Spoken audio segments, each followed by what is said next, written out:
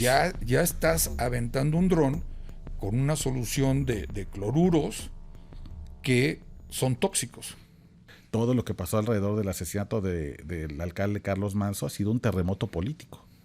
Michoacán, fíjate que Michoacán yo creo que es un caso. Yo creo que en el momento que tú logres, como Estado mexicano, pacificar Michoacán, lo vas a lograr pacificar el resto. Ah, bueno, Porque pacifica Michoacán Rusia. no es. Pacifica Rusia-Ucrania. Si resuelves Tierra Caliente, premio Aguililla. Nobel de la Paz. Sí, o sea, porque no es privativo, eso sí es muy claro, no es privativo de esta administración, o sea, Michoacán es donde empezó todo, es Ground Zero. Sí, claro. En el 2016 empezó todo con 6,000 soldados, hoy hay más de 12,000. Y ahí arranca la guerra contra el narco, el operativo conjunto Michoacán. Exactamente.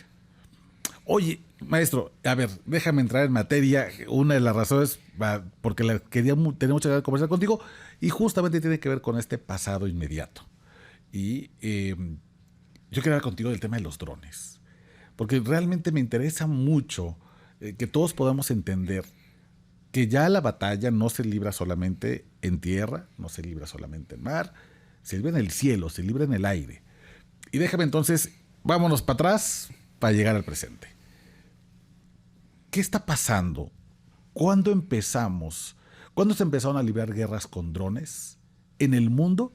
¿Y cómo esto que empezó en otros espacios comienza a llegar a México como una herramienta que el crimen organizado ve como esencial para mantener un dominio estratégico? Pero es antes de que salíamos, lo habíamos platicado, hice un poquito la tarea. En 1783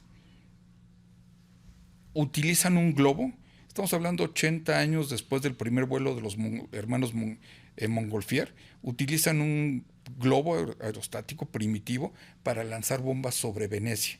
Ese sería el inicio, fíjate desde cuándo, el inicio de usar un artefacto para lanzar bombas sobre otro lugar. Es la primera noticia. Luego nos tendríamos que ir, la Primera Guerra Mundial no tanto, y el primer dron que realmente se hizo famoso en el mundo fueron las B-1 y B-2 alemanas.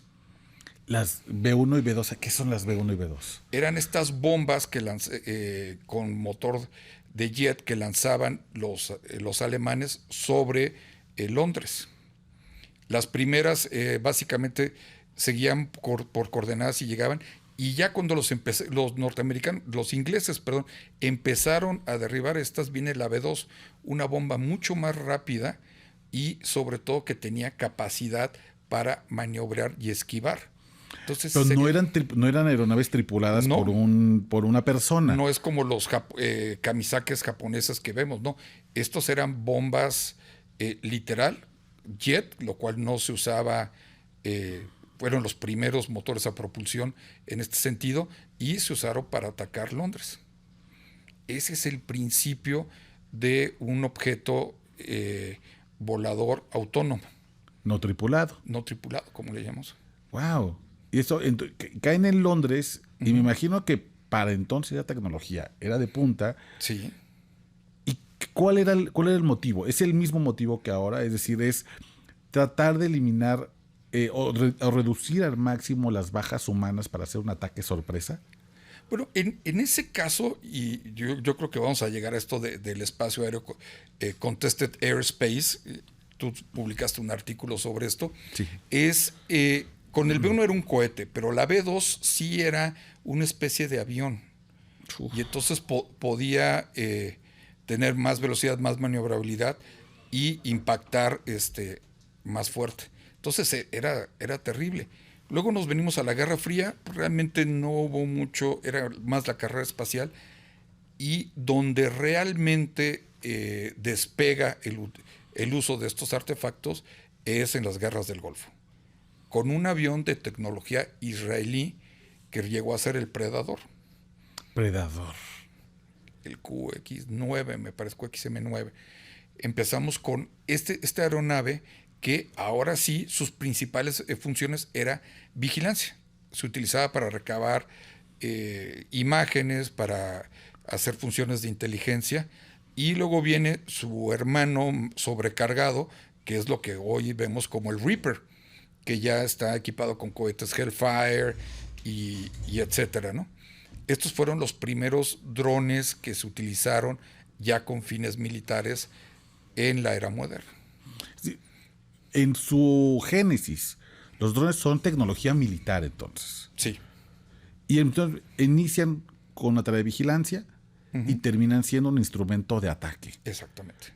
¿Cómo llegan a México? ¿Cómo es que el crimen organizado dice, ¡ay, hay una idea! Ahí hay algo interesante que podemos replicar. Bueno, y esto es muy interesante porque el dron se empieza a comercializar por algo que surgió en los 80s, 90s, que es el GPS. Una vez que ya tenemos el GPS, que ya lo podemos bajar a una señal de satélite, entonces esta tecnología se vuelve comercial. El GPS, de nuevo, también era una tecnología militar, Claro, sí, norteamericana, que la compartieron para uso civil, y empezamos a ver las diferentes usos, agrícola, básicamente agrícola, de vigilancia, etcétera. Y de repente tenemos el Cártel Jalisco Nueva Generación, que si algo se ha caracterizado es en innovar. Si algo tiene este cártel, Sí. aparte de ser terriblemente violento, es un cártel que no tiene miedo a la innovación, y empiezan ellos a utilizar los drones como funciones de vigilancia. Y hasta ahí, bueno, pues los drones pequeños que podías comprar comercialmente en Estados Unidos, aquí llegaban algunos, pero eran agrícolas más grandes. Y relativamente baratos. A Sí, pesar de que era una tecnología nueva, no eran tan caros, o al menos asequibles para un grupo criminal tan millonario como es el Cártel Jalisco, ¿no? absolutamente. Entonces, empiezas con esta tecnología y de nuevo, así como antes con los aviones en la Primera Guerra Mundial, antes eran de vigilancia y se saludaban entre unos y otros, y a alguien se le ocurrió poner una pistola y dispararle al avión del contrario. enemigo. A alguien se le ocurrió utilizar un artefacto explosivo improvisado y lanzárselos, como no, a los que nos caen mal, ¿no? A los rivales.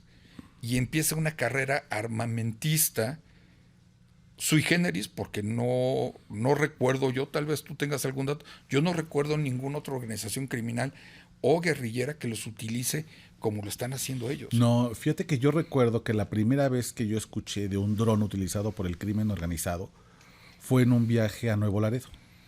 Ahí me comentaron gente justo de la Border Patrol que eran vigilados por drones, y lo sabía pues porque sacaban la lucecita. Todavía era un equipo bastante Los Mavic, primitivo, sí. pero de repente veían como de, mira, se está subiendo la lucecita, la lucecita, la lucecita. Decía, es que nos están vigilando. Y Para poder cruzarlo. para poder cruzarlo, sí. Lo que hacía el cártel del Golfo en ese entonces era que las mismas rutas de los migrantes indocumentados eran las de armas y drogas, y entonces hacían un distractor, tiraban algo por algún lado de la frontera, y cuando toda la Border Patrol corría para un lado, con el dron decían, ya está libre el camino, y entonces se iban. Pero fue la primera vez que yo escuché al respecto, y me pareció una locura. Y te estoy hablando en ese entonces, maestro, del 2014. Es decir, no es hace... No es... 12 años. Sí, tiene relativamente poco. Pero es cierto, es el Cártel Jalisco quien innova de manera terrible y dice, ¿por qué no le ponemos una bomba y algún clipcito que bajo algún botoncito suelte y deje caer? Exactamente. Entonces ahí empieza esta carrera que ya habían iniciado antes con los carros monstruo, ¿no? O sea, siempre innovando, siempre intentando hacer cosas diferentes cártel, y empezamos con los drones a lo que tenemos hoy en día, y lo que tenemos hoy en día no es nada comparado a lo que se viene ahora. Porque gracias a los 4 años que lleva la guerra entre Rusia y Ucrania, la tecnología de drones ha evolucionado de unas maneras impresionantes. Exponencialmente se ha multiplicado por 100,000 la tecnología. Se ha abaratado los drones. Cierto. Se han hecho ya drones con tecnología que antes no había manera. Los iraníes han sido los especialistas en estos pequeños drones que utilizan ahora los rusos en el frente de batalla, que, si mal no recuerdo, cuestan $400 Para producirlos y es usan un motor nada. chiquito de motocicleta de estas como tipo Vespa, y es con lo que han estado atacando. Y la contraparte ucraniana, que yo creo que es la más sobresaliente en el uso de drones de manera bélica. Ayúdame a entender justo cómo hemos llegado hasta esta última generación. Porque iniciamos con los drones básicos, únicamente de vigilancia. Yo recuerdo que en aquel entonces la mayor innovación era que le podías poner un teléfono inteligente y con el teléfono inteligente podías grabar, le incorporabas nada más una camarita. Y esa era, wow, ya puedo vigilar los movimientos del enemigo, ya puedo saber si la ruta está despejada, si el cuartel militar se está listando para algún tipo de operación. ¿Cómo fueron los distintos saltos que nos han llevado hasta esto? Y hablemos en un momento de cuál es la tecnología que en este momento se está ocupando. Pero ayúdame primero a los saltitos. Después del dron de vigilancia y del primer dron que tira una bombita, ¿cómo ha ido evolucionando el dron en manos del crimen organizado mexicano? La tecnología de drones, México, aunque no lo creáramos, lo que pasa es que tenemos un problema enorme, ha sido líder en legislar en Latinoamérica el uso y responsabilidades de los operadores de los drones. Tenemos una legislación muy fuerte, muy clara, muy definida, salió hace unos 6, 8 años, y esto ha sido clave. Ahora, como todo, esa es la letra.